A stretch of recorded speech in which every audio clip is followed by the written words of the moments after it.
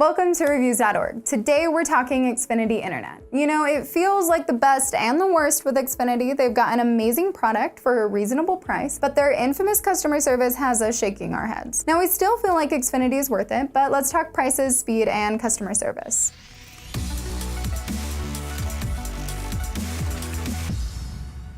Comcast is a household name, at least to me, so despite the customer service, I've had more positive experiences than bad. Xfinity offers some reasonably priced packages for internet alone, and they're the most widely available cable internet. And you have the option to bundle your internet with a pretty solid TV service. Plus, they consistently deliver on advertised speeds. However, they get some slack for their hidden fees. Now, the biggest tip I have for you when it comes to Xfinity is to read the fine print. They've got great promotional prices, but don't do the best job at letting people know when those prices end. Just write down what you'll be paying for how long, and when you need to call them back to renegotiate your contract. By the way, you'll probably end up signing a 12-month contract unless you spring for one of their no contract options. Xfinity's prices and plans are pretty similar to their competitors, but they do vary based on location. If you're in the Northeast, Xfinity's prices are gonna be different from what they are in the West, so make sure that you're checking within your zip code. Their prices range from around $30 a month to $300 depending on how much speed you need. Chances are you probably don't need their insanely fast Gigabit Pro plan, so forget about spending $300. If you're just a normal internet user,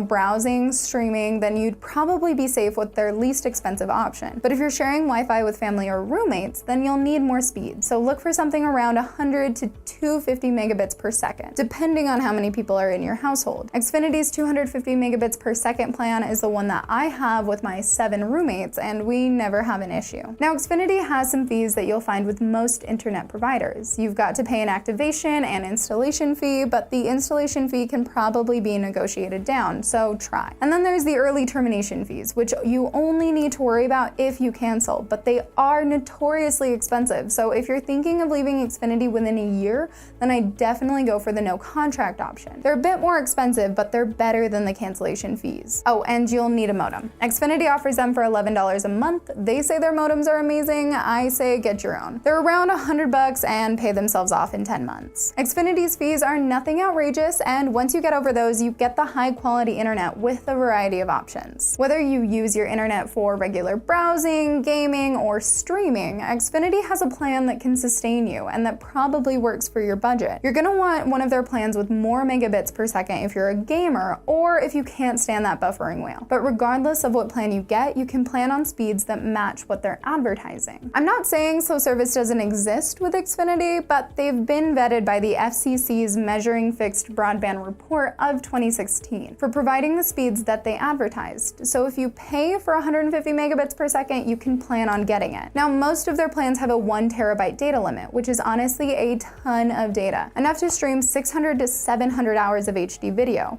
But it's still a limit and you'll get charged if you go over it. They do have an unlimited option that tacks on $50 a month, which isn't worth it in my opinion. Some companies like Frontier don't have a data limit on any of their plans. So if you and the people you share Wi-Fi with consume a lot of data, then find a plan without a data cap. Now let's get to the part that we're all angry about. Xfinity's customer service. I hate to say it, but the bar is really low. They're not the absolute worst at customer service, but they're pretty close. But if you ask questions and get the agent name and the ticket number, you should be fine. Despite their customer service, Xfinity Internet is a solid and reliable option. You're gonna get what you pay for, and there are plenty of options for what you need. So do you have Xfinity?